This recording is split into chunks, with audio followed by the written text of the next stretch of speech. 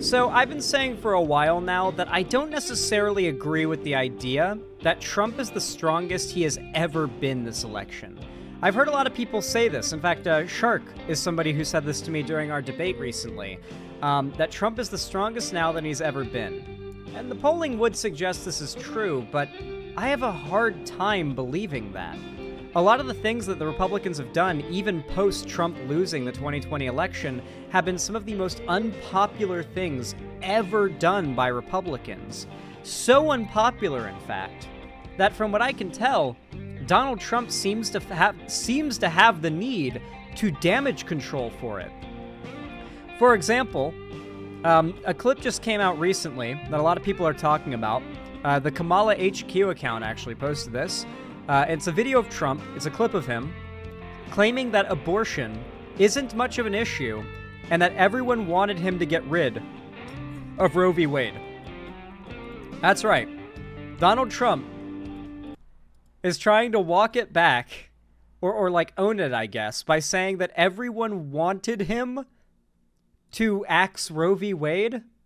This is just objectively not true, and we're going to elaborate on that more in a moment, but let's let the puckered up anus mouth man here take it away. So I think the abortion issue has been very much tempered down, and I've answered, I think, very well in the debate, and it seems to be much less of an issue, especially for those where they have the exceptions, as you know. And I think it's, when I look, for 52 years, they wanted to bring abortion back to the states. They wanted to get rid of Roe v. Wade, and that's Democrats, Republicans, and independents, and everybody. So, no, that is not true. The people did not want Donald Trump to get rid of Roe v. Wade. In fact, the response to the Supreme Court axing Roe v. Wade, I think, is genuinely the best thing to look at to prove this wrong. It's very, very stupid. Obviously, the majority of women in America, especially, do not believe that they don't deserve the right to bodily autonomy. I even think most women that don't like the idea of abortion for themselves still want the option, right? The majority of the public disapproves of the Supreme Court's decision to overturn Roe v. Wade. 62% of Americans, as of July 6, 2022, by the way, say that abortion should be legal in all or most cases. Little changed since before the court's decision. 62% of Americans 2 years ago say that abortion should be legal in all or most cases. That's separate from the itself very large group of Americans who believe that it should be legal in most cases, with some exceptions. There is just not popular support for abortion bans in this country. In fact, I think the Republicans' continued opposition to abortion rights in general is going to hurt them. I think it's going to end up hurting them really bad. A majority of Americans disapprove of the U.S. Supreme Court's landmark ruling overturning the Roe v. Wade decision, which had guaranteed a constitutional right to an abortion for nearly 50 years. Public support for legal abortion remains largely unchanged since the decision, with 62% saying it should be legal in all or most cases. Dude, look at the, this is from Pew Research Center, by the way. If anybody is questioning the validity of my data, or wants to know where I'm getting this from so they can cite it themselves, here's a really good chart they actually include as well. Supreme Court's decision to overturn Roe v. Wade draws more strong disapproval among Democrats than strong approval among Republicans. Dude, Democrats are more radicalized by attacks on abortion than Republicans are empowered by it, and by a lot, dude. That's not really debatable.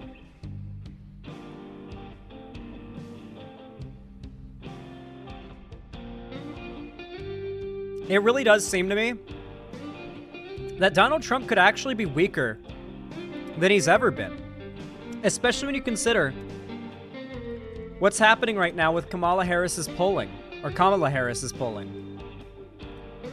Here, let me bring up the feed.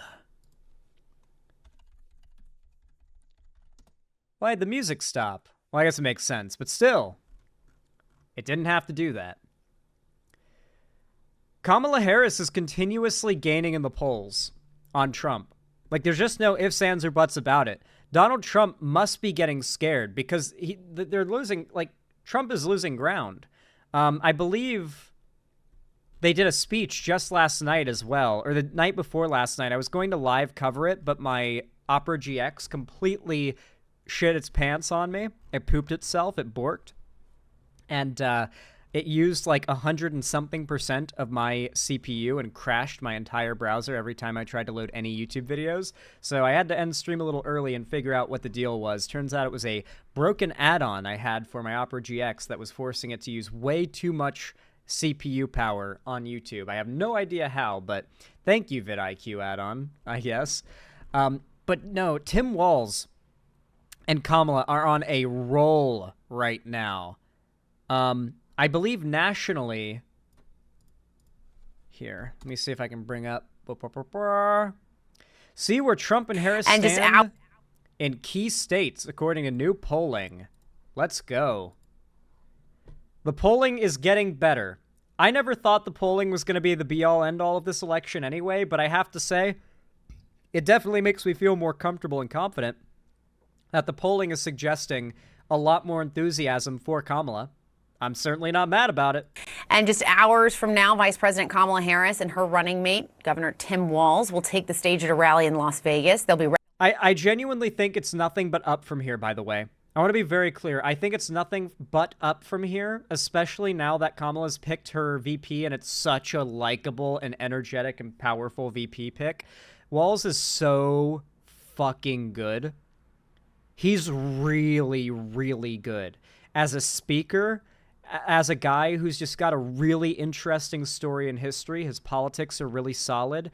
And, like, once again, most importantly, he's a really good speaker.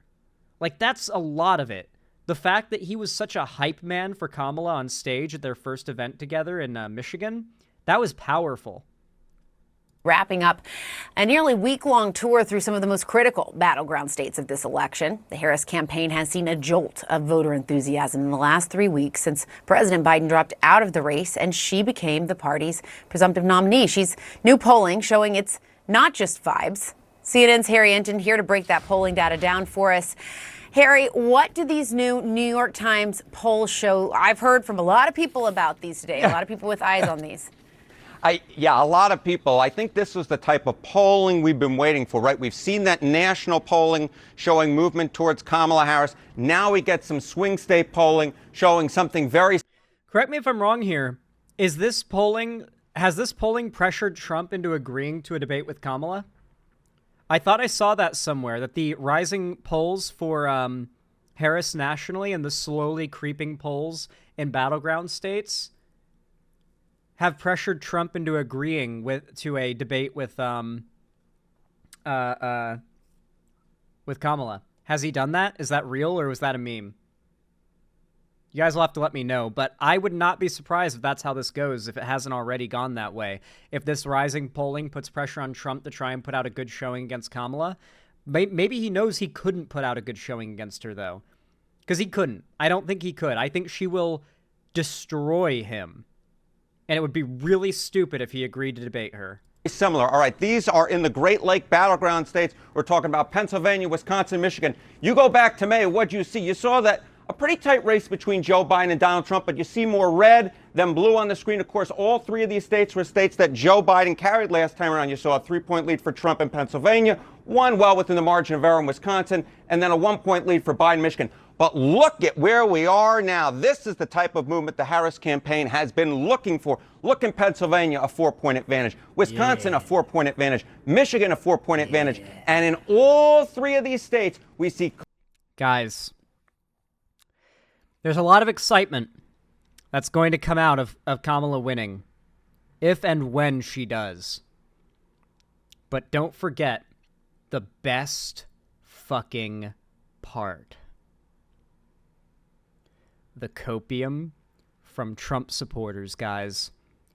They're going to be the ones screaming up at the sky again, like in 2020, and melting down and suicide posting. Do you remember when they had to, like, add a suicide hotline number or suicide hotline number to, like, the top of the Donald Trump, like, for the win Reddit page or whatever? when Trump lost. They literally had to add, like, suicide hotline numbers because people were suicide posting so much. Like, it was that bad. It was that bad.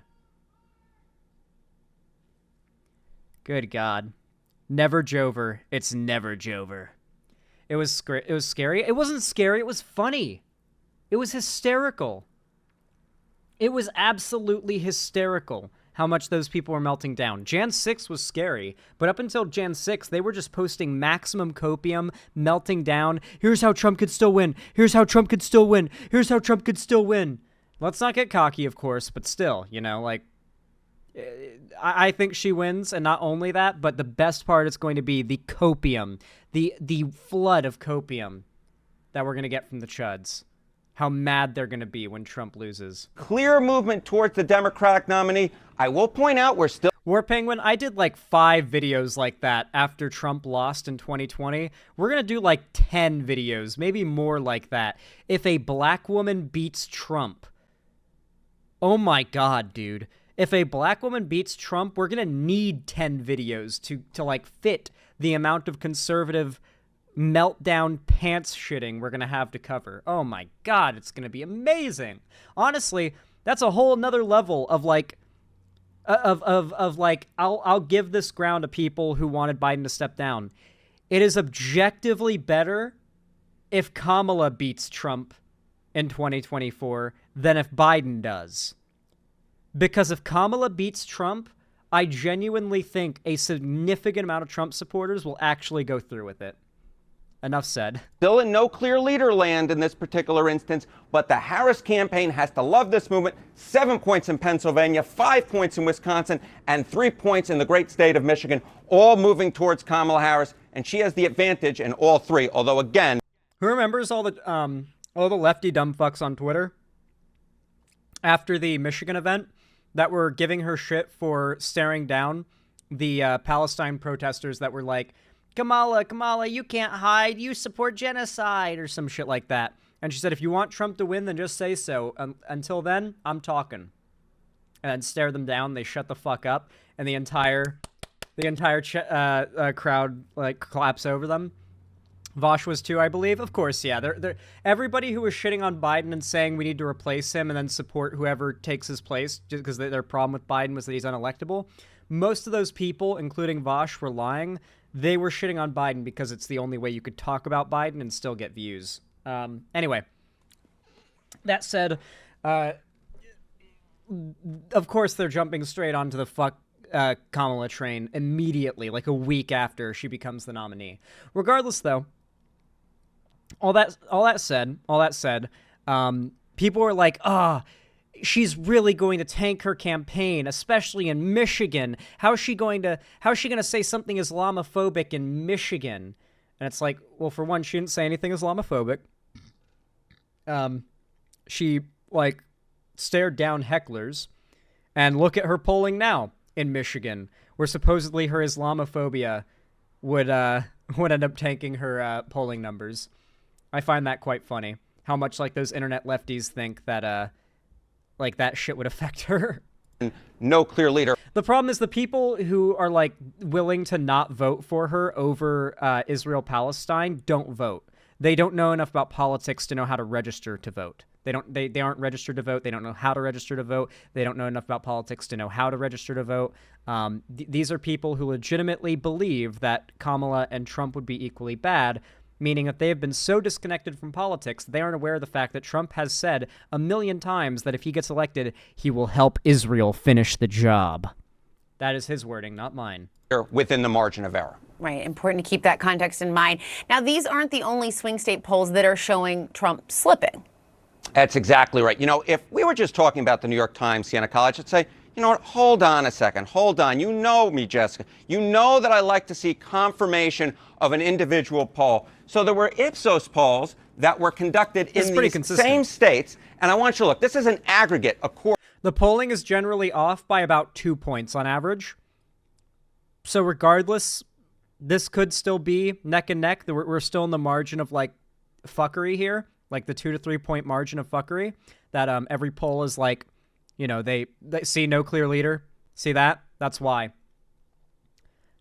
That's why no clear leader, is because there's a margin of points that they account for human error, or for just like error in their predictions and stuff. And so there's not a clear leader even when she's ahead 2 points, because she could also be behind like 2.5 points within the margin. Like, she needs to gain a bit more of a lead before she's a clear leader. Course across Michigan, Pennsylvania, Wisconsin. You go back But to Trump isn't leading either. June, what'd you see? You saw Trump on average up by 2 points. Very similar to what we saw in the New York Times Siena College poll. Look at where we are now, the August margin between Harris and Trump. And look at what we see here. We see Harris up by 2 points. Again, no clear leader, but that 4-point movement, very similar to what we saw in the New York Times Siena College poll. And this is what we're seeing across the polling data. It's not just one poll. It's not just one pollster. It's across pollsters. It's across polls. And of course, in these Great Lake battleground states that are going to be so important, we're seeing this 4-point move with, instead of seeing a small Republican lead, we're seeing a small Democratic Party lead. And in this particular case, a small Kamala Harris lead over Donald Trump, the reverse of what we were just seeing just 2 months ago. Yeah, and of course, the reason we care about these particular states so much is because of the Electoral College and how the... Regardless, though, it is still a very close race. The polling right now is still hair-thin, razor-thin margins, really fucking close race. But it's a much closer race than the polling would predict it was under, like, Biden as the nominee, which this is very nice. I am very glad that Harris is doing better than Biden. I think Biden got a very raw, like, handling by pretty much everybody from the DNC to the media to a lot of Democratic voters, apparently. Kind of a raw deal, despite how well he performed his actions as president for 4 years, being like the most pro-union, most based in regards to climate change, anti-fossil fuels, pro-healthcare, pro-like worker. He was very, very good. And yeah, there's the non-response bias. I know. And that's probably where a lot of the lack of enthusiasm for Biden came from, was the non-response bias. But regardless, I'm just glad to see that Harris is doing better, right? Like, even if I thought Biden could still pull through, seeing more momentum for the Democrat nominee, regardless of who they are, is just good to see. It helps us to be a little less afraid of how things could go in November, but don't let it make you complacent. Even if it starts to seem impossible for Harris to lose, do not let it make you complacent. Keep on pushing for Harris, and you gotta vote for her anyway. Even if you think everyone's gonna vote for her, you gotta cast your vote for her as well. This all... I don't care how blue your state is, by the way. I don't care if you're in, like, the bluest, darkest blue state ever. I don't care if you think your vote doesn't matter because it's already going to swing blue or it's already going to swing red anyway. You vote anyway. I don't fucking care. By the way, from what I've heard, Westside Tyler agreed with you on Biden. Based? Cool. Is decided in the fall. What does this data mean for the Electoral College more broadly, and how that's playing out? Yeah, so look. This is what we're talking about, the race to 270 electoral votes. Woo! And I want to give Kamala Harris those Great Lake battleground states where she was leading, although within the margin of error. We're talking about Wisconsin, we're talking Michigan, we're talking Pennsylvania. If we give those 3 states to Kamala Harris, even if she loses in Nevada, Arizona, and Georgia, which are far from guarantees. These, of course, were 3 states that Joe Biden carried last time around, but in which the Democrats have been falling a little bit short of their 2020 numbers, at least in recent data, at least when Joe Biden's in the race. But if we give Harris Wisconsin, Michigan, and Pennsylvania, look at that. She doesn't even need these Sunbelt battleground states. She gets to exactly 270 electoral votes. So the fact is, when you see those polls in those Great Lake battleground states, and you see that... I think it's important that she wins by the largest margin possible, because every single state that's a battleground state that she wins will be challenged in court. Trump will challenge and try to get in front of the Supreme Court every single victory that she gets in a battleground state. So she needs to win with a pretty healthy margin on top of Trump, just in case like one of them gets to the Supreme Court and they favor Trump and just give the electors to Trump. She needs to be able to like still win, even if I don't know, Georgia goes to her, but then they challenge it, goes to the Supreme Court, and then all the electors go to Trump. She needs to still be able to win anyway. That Harris has turned the tide around from basically, you know, Donald Trump being slightly ahead to now Harris being slightly ahead, that could be the entire ballgame. Even if she loses down south, if she wins up north, that's enough. That gets her to exactly 270 electoral votes. That's huge. That's really big because I really do feel like that up north area is pretty locked in. She's ahead in Michigan, which is pretty powerful. That's big. And obviously, Michigan going blue in 2020 was that was the big sign that, like, Biden? Do you have it, bro?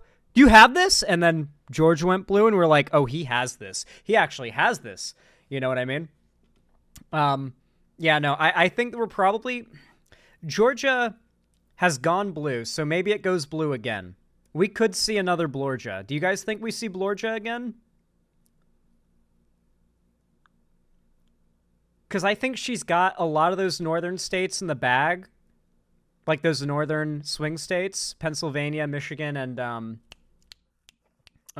Wisconsin. I think she's got them in the bag. And I think she might have Georgia in the bag. Not in the bag, but like she might be able to get Georgia. Yeah, 95+% chance she wins Georgia. Is that what the forecasts are saying? I don't know about blue Texas, but I have said that, like, there are a lot of Texans that I know, and I'm really pulling from, like, anecdote here, not data or polling. But I know a lot of Texans who are so fucking fed up with Republican leadership in Texas. What's his name? Abbott. Abbott fucking blows. I believe it was Ted Cruz before that fucking blew. Like, I really don't know if we're going to see... I think we don't see a hard red Texas, that's for sure. I don't think we're going to see a hard red, full, unanimous Trump Texas. I think we might see, like, a pink Texas, as Ride the Rails said. And that's why those New York Times Siena College polls, as well as those Ipsos polling data, why it means so much. And so here we are. We're probably, I'm ballparking it here, 80-something days away from the election at this 88. point. How much can things change from now until Today the we're election? 88. Yeah, so we've seen a lot of movement in the last 2 to 3 months. And I just want to note that the movement that we've seen towards Harris could easily reverse itself. And the reason I say that is because how far off were the polls on August 10th compared to the final margin in Michigan, Pennsylvania, and Wisconsin? On average in 2016, the average from the polls at this point to the final margin, 9 points across those 3 states. How about in 2020? Look at that. The average movement. In 2016, the polling was off by 9 points prior to the election when the outcome happened.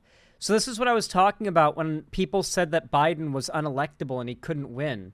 People said the same thing about Trump because in a lot of these states, Trump ended up overperforming by, like, a lot over the polling. And the polling was still, 4 to 5 points off in a lot of cases, even in 2020. It's gotten more accurate, apparently. That's what I've been told, but it's not the be-all, end-all. So don't let it make you complacent and don't let it make you doomer. Polling does not matter. The only poll that matters is the one that happens on November 8th. From the final poll, from the polls at this point to the final margin, look at that, 5 points. So the fact is, yes, Kamala Harris may be slightly ahead right now. Again, though, a race in which there's no clear leader within the margin of error, but that could easily turn around in the final, let's say, a little bit less than 3 months to go. There's still a lot of campaign to go. We got a Democratic National Convention to go. We probably have at least one more debate to go. So still a lot can change. But dude, I hope Trump does it. Dude, can you imagine Kamala Harris just goes full prosecutor, or sorry, full district attorney on Trump? No, she was a prosecutor. Yeah, that would just go so hard. The end of the day, Jessica, if you are the Democratic Party and you were looking at the polls 2-3 months ago and you compare it where you look now, I think for no doubt they'd rather look at this picture in August than the picture they were looking at May. It's a much more rosy picture for the Democratic Party, but still a lot of campaign to go, Jessica.